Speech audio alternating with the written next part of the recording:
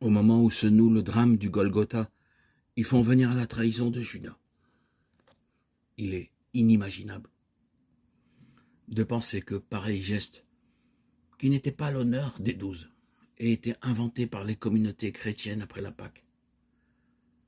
En le choisissant parmi ses disciples, Jésus savait-il que Judas le livrerait? Assurément. La figure emblématique de l'Iscariote a été exploitée de façon odieuse par la polémique anti-juive dans la littérature et l'imagerie chrétienne. On pense aux mystères médiévaux et à la légende dorée du dominicain Jacques de Voragine au XIIIe siècle. Judas, Yehuda, est étymologiquement associé au mot juif, Yehoudi, pour avoir livré son maître.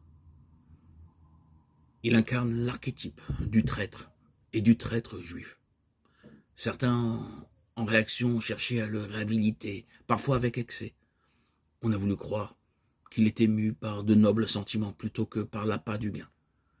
Nationaliste zélote, il aurait suivi le nazoréen dans l'espoir qu'il soulèverait la population contre les occupants romains. Le refus d'un messianisme terrestre par celui-ci l'aurait conduit à son geste.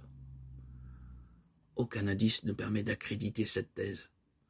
Mieux vaut s'en tenir à ce qu'en dit Jean. L'Iscariote n'était qu'un médiocre, habité par l'esprit de lucre et de rapine. Il n'accomplit sa vilainie que dans un dessein pécuniaire, sans se rendre compte des conséquences de son geste. Sa rupture avec Jésus a dû se faire progressivement. À Béthanie, son esprit critique est acrimonieux. Il montre qu'il avait perdu foi en son maître. C'est à ce moment-là qu'il descend à Jérusalem rencontrer les grands prêtres ou leurs représentants. On a vu qu'il était peut-être judéen. Dans cette hypothèse, son origine familiale lui a sans doute rendu la ville plus familière qu'aux autres disciples, tous galiléens. Sa démarche emplie d'aise, Anne et Caïphe, arrivant à point nommé, il va permettre d'agir avec la discrétion et la rapidité recherchée. « Que me donnerez-vous si je vous le livre ?» leur demande-t-il. Matthieu, meilleur connaisseur du monde oriental que Marc et Luc, dit qu'on lui pesa 30 pièces d'argent à cette époque. En effet, les pièces n'avaient pas le même poids. Cette petite fortune représentait le prix d'achat d'un esclave.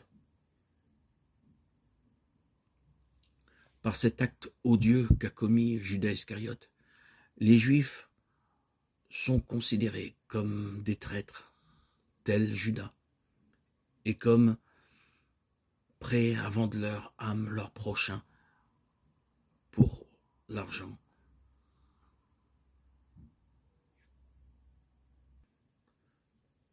Ce n'est bien sûr pas ce qui est la réalité. Moi, en tant que juif, converti au christianisme par cette rencontre que j'ai faite le 26 septembre 2019, en étant baptisé par un frère de Haïti, par immersion au lac de ma ville, par cette rencontre que j'ai faite à Jésus, j'ai connu la vérité, mais je ne dédaigne pas ce peuple si bon qui aujourd'hui est sali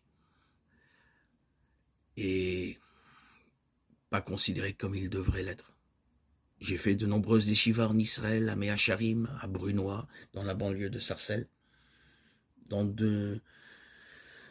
la yeshiva d'Aix-les-Bains, et j'ai constaté que les Juifs sont très bons, pour la plupart. Beaucoup d'antisémitisme aujourd'hui rejaillit. Il a toujours été. Les pogroms ont toujours été. Depuis le Moyen-Âge, les Juifs ont été haïs. C'était pas l'étoile de David jaune de la Shoah qu'on leur mettait, mais une roue qui symbolisait leur judaïsme et qu'on mettait sur leurs vêtements. Ça a toujours existé. Les Juifs ont été haïs de tout temps.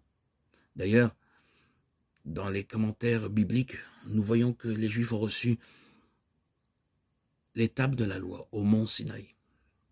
Au mont Sinaï, son étymologie hébraïque veut dire Sina, la haine. Depuis qu'ils ont reçu les lois mosaïques, le décalogue, les 10 commandements, les Juifs ont été haïs par tous les peuples.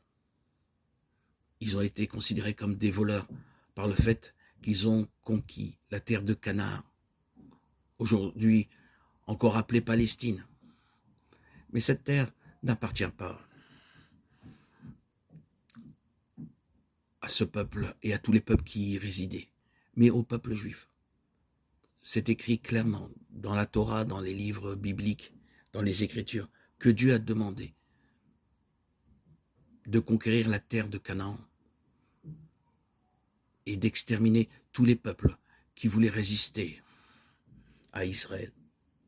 Cette terre, bibliquement, est la terre conquise par Israël et désirée par Dieu pour qu'elle appartienne à Israël.